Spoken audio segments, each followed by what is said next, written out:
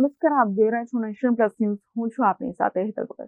શહેરમાં છેલ્લા કેટલાય દિવસથી ભૂખી કાંસ ડાયવર્ટની ચર્ચાઓ ચાલે છે, ત્યારે કોંગ્રેસના નગરસેવક જહાં ભરવાડ દ્વારા આજે ભૂખી કાંસની કામગીરી રદ કરવા માટે પાલિકા કમિશનરને રજૂઆત કરવામાં આવી હતી. શહેરના વોર્ડ નંબર 1 અને 2 માં પાલિકા દ્વારા ભૂખી કાંસ ડાયવર્ટ કરવાની કામગીરી હાથ ધરવામાં આવશે, જેને લઈને વિસ્તારના વિપક્ષના નગરસેવકોએ રીતસરની પસ્તાળ પાડી છે અને આ કામગીરી રદ કરવા માટે પાલિકા કમિશનરને રજૂઆત કરી છે. ભૂખી કાંસની રીરૂટની કામગીરી રદ કરવા કાઉન્સિલરની માંગ છે, ત્યારે વડોદરા મહાનગરપાલિકા દ્વારા વોર્ડ નંબર 1 માં છાણી જગતનાકા કેનાલ પાસે આવતી ભૂખી કાંસને ડાયવર્ટ કરી રીરૂટ કરવાની કામગીરી આરંભી છે. ત્યારે આ કામને રદ કરવા માટે કોંગ્રેસના સ્થાનિક કાઉન્સિલર જહાં દેસાઈ દ્વારા મ્યુનિસિપલ કમિશનરને લેખિત રજૂઆત કરવામાં આવી છે. તેમના દ્વારા આવેદનપત્ર આપી રજૂઆત કરાઈ હતી કે આ 4.5 મીટરની ચેનલ જો બનાવવામાં આવે તો જે વિસ્તારોમાં ચોમાસાના પાણી નથી ભરાતા તેવા વિસ્તારોમાં પણ ઝપેટમાં આવી જશે.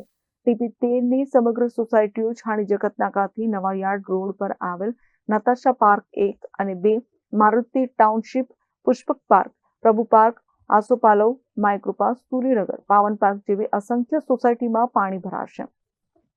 જ્યારે વધારે વરસાદ આવશે અને વિશ્વામિત્રીમાંથી પાણી બેક આવશે ત્યારે આ ચેનલ ઓવરફ્લો થઈને આ તમામ વિસ્તારમાં પાણી ભરાશે, જેથી હજારો નાગરિકોના ઘરમાં પાણી ફરી વળવાની શક્યતા રહેશે. જેથી આ કામગીરી બાબતે અમારો સ્પષ્ટ વિરોધ છે અને આ કામગીરી રદ થાય તેવી અમારી માંગણી છે. સાથે સાથે આ કામગીરી રદ કરવામાં નહીં આવે તો ભવિષ્યમાં ઉગ્રમાં ઉગ્ર આંદોલન થશે તેવી ચીમકી પણ ઉચ્ચારી છે. તમે જુઓ કે 2024માં 2 મહિનામાં 3 વખત વડોદરા શહેરમાં પૂર આવ્યા. પૂર આવવાથી 12 નિર્દોષ નાગરિકોના મૃત્યુ થયા. એ જ પૂરના પાણીથી હજારો પશુઓના મૃત્યુ થયા. સાથે સાથે કરોડો અબજોનું લોકોનું જાનમાલનું નુકસાન થયું.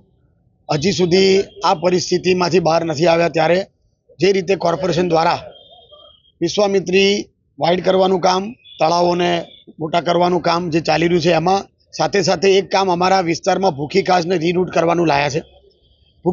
ભૂખી કાંસ રીરૂટ કરવાનો મતલબ એવો છે કે છાણી જગતનાકાથી નવાયાર્ડ સુધી આખી નવી 4.5 મીટરની ચેનલ નાખવાની.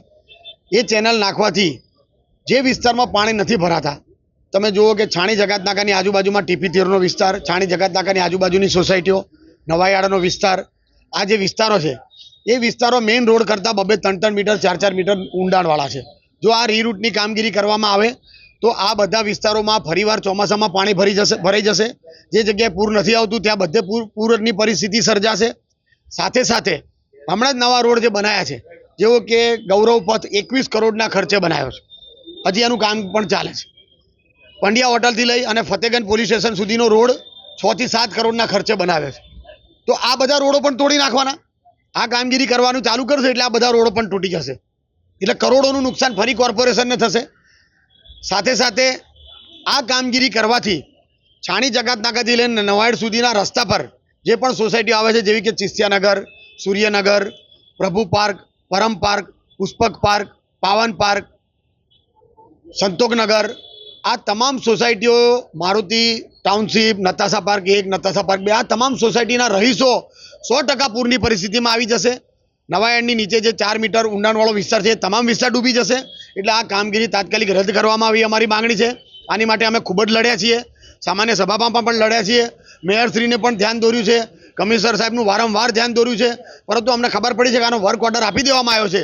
એટલે આજે લેખિતમાં પણ વિરોધ કર્યો છે કે ભાઈ આ કામગીરી કોઈ પણ સંજોગોમાં અમે થવા દેશું નહીં. અગાઉ સભાઓમાં પણ ખૂબ જ ઉગ્ર રજૂઆતો થઈ છે. એટલે આ કામગીરી તાત્કાલિક રદ કરવામાં આવે એવી અમારી માંગણી છે. અચ્છા, આમાં રોલ મુખ્ય સિટી એન્જિનિયરનો પણ હોઈ શકે છે. હવે લાગે છે કે સિટી એન્જિનિયર બદલવું જોઈએ. સિટી એન્જિનિયરની જવાબદારી છે કે ભાઈ ભવિષ્યમાં કઈ કામગીરી આવવાની છે એ કામગીરીને ધ્યાનમાં રાખવી જોઈએ. એટલે સિટી એન્જિનિયરનો પણ 100% આમાં વાંક છે જ, કારણ કે રોડો તૂટી જશે એ કોની જવાબદારી? 21 કરોડના ખર્ચે રોડ બનાવ્યો અને ફરી રોડ બનાવવાના. એટલે જે રોડનો ખર્ચો આપ્યો એ તો ખરો જ, એ તો પૈસા ગયા પાણીમાં. સાથે સાથે નવા રોડ બનાવવા પડે તો એના પણ પૈસા ચૂકવવા પડે. એટલે આ કરોડોનું જે કોર્પોરેશનને આર્થિક નુકસાન થવાનું છે એની જવાબદારી સિટી એન્જિનિયરથી લઈ અને તમામ મોટા અધિકારીઓની છે. Report Nation Plus News Vadodara. સમાચારોના સતત અપડેટ મેળવવા માટે અમારી નેશન પ્લસ ન્યૂઝની યુટ્યુબ ચેનલને સબસ્ક્રાઇબ કરો, બેલ આઇકન દબાવો અને જોડાયેલા રહો ફેસબુક, ઇન્સ્ટાગ્રામ અને ટ્વિટર પર.